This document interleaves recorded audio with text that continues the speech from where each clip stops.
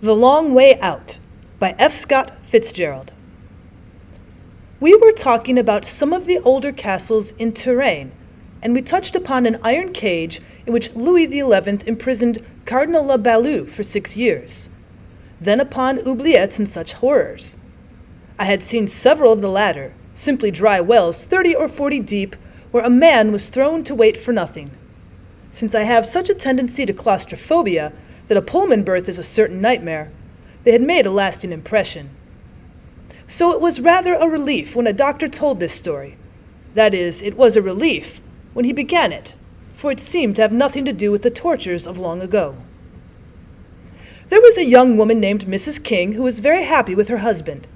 They were well-to-do and deeply in love, but at the birth of her second child, she went into a long coma and emerged with a dear case of schizophrenia, or split personality. Her delusion, which had something to do with the Declaration of Independence, had little bearing on the case, and as she regained her health, it began to disappear. At the end of 10 months, she was a convalescent patient, scarcely marked by what had happened to her, and very eager to go back into the world. She was only 21, rather girlish in an appealing way, and a favorite with the staff of the sanitarium. When she became well enough so that she could take an experimental trip with her husband, there was a general interest in the venture. One nurse had gone into Philadelphia with her to get a dress. Another knew the story of her rather romantic courtship in Mexico, and everyone had seen her 2 babies on visits to the hospital. The trip was to Virginia Beach for 5 days. It was a joy to watch her make ready, dressing and packing meticulously, and living in the gay trivialities of hair waves and such things. She was ready half an hour before the time of departure, and she paid some visits on the floor in her powder blue gown and her hat that looked like 1 minute after an April shower. Her frail, lovely face, with just that touch of startled sadness that often lingers after an illness, was alight with anticipation. "We'll just do nothing," she said. "That's my ambition, to get up when I want to for 3 straight mornings and stay up late 3 straight nights, to buy a bathing suit by myself, and order a meal." When the time approached, Mrs. King decided to wait downstairs instead of in her room, and as she passed along the corridors with an orderly carrying her suitcase, she waved to the other patients, sorry that they too were not going on a gorgeous holiday. The superintendent wished her well. 2 nurses found excuses to linger and share in her infectious joy. "What a beautiful tan you'll get, Mrs. King. Be sure and send a postcard." About the time she left her husband's car was hit by a truck on his way from the city. He was hurt internally and was not expected to live more than a few hours. The information was received at the hospital in a glassed-in office adjoining the hall where Mrs. King waited. The operator, seeing Mrs. King and knowing that the glass was not soundproof, asked the head nurse to come immediately. The head nurse hurried, aghast, to a doctor, and he decided what to do. So long as the husband was still alive, it was best to tell her nothing. But of course, she must know that he was not coming today. Mrs. King was greatly disappointed.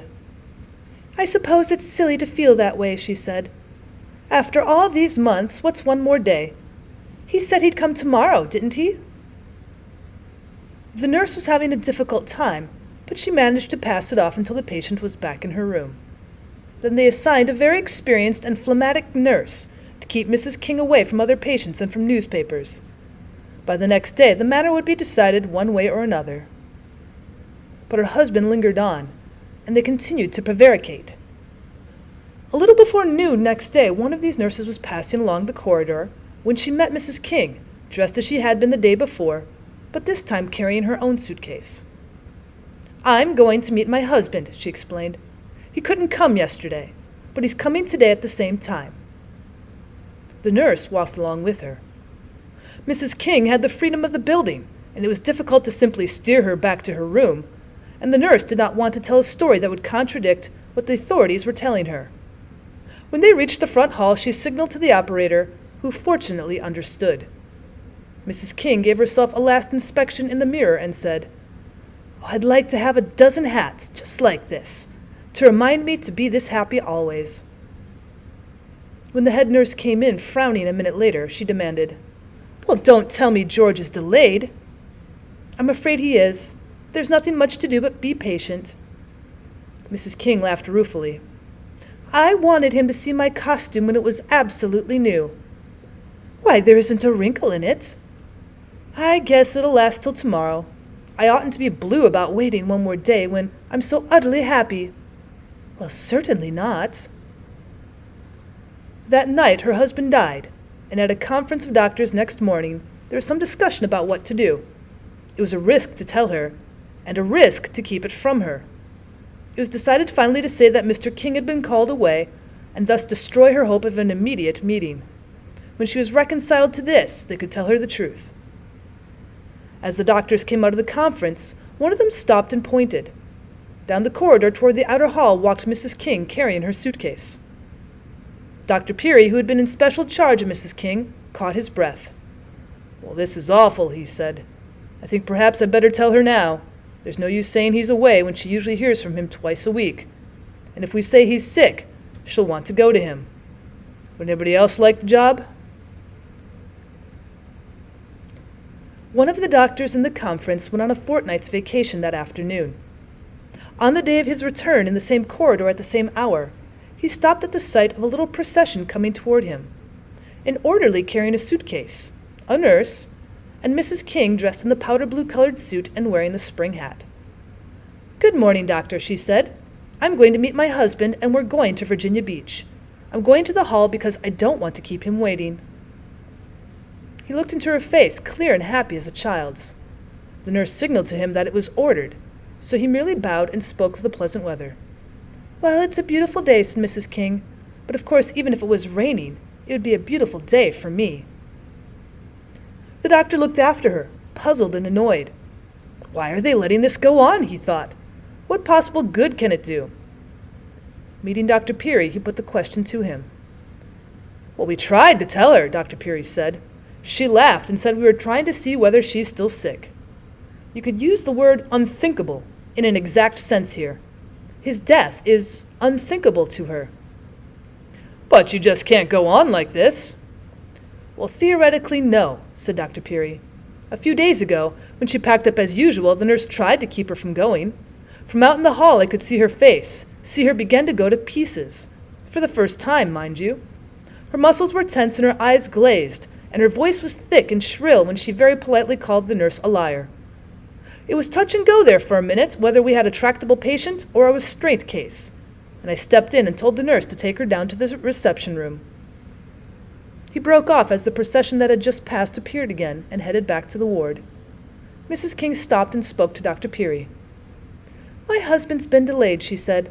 "Of course I'm disappointed, but they tell me he's coming tomorrow, and after waiting too long one more day, doesn't seem to matter. Don't you agree with me, Doctor?" "Well, I certainly do, Mrs. King." She took off her hat. "I've got to put aside these clothes. I want them to be as fresh tomorrow as they are today." She looked closely at the hat. "There's a speck of dust on it, but I think I can get it off. Perhaps he won't notice." "Oh, I'm sure he won't." "Really, I don't mind waiting another day. It'll be this time tomorrow before I know it, won't it?" When she'd gone along, the younger doctor said, "Well, there are still the 2 children." "Oh, I don't think the children are going to matter. When she went under, she tied up this trip with the idea of getting well. If we took it away, she'd have to go to the bottom and start over." "Could she?" "Well, there's no prognosis," said Dr. Peary. "I was simply explaining why she was allowed to go to the hall this morning." "Well, but there's tomorrow morning, and the next morning." "Well, there's always the chance," said Dr. Peary, "that someday he will be there."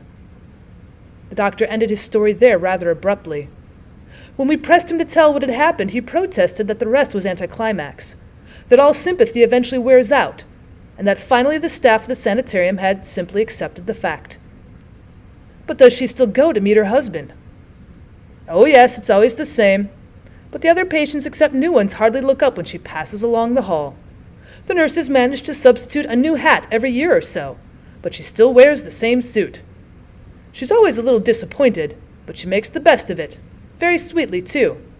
It's not an unhappy life as far as we know, and in some funny way it seems to set an example of tranquility to the other patients.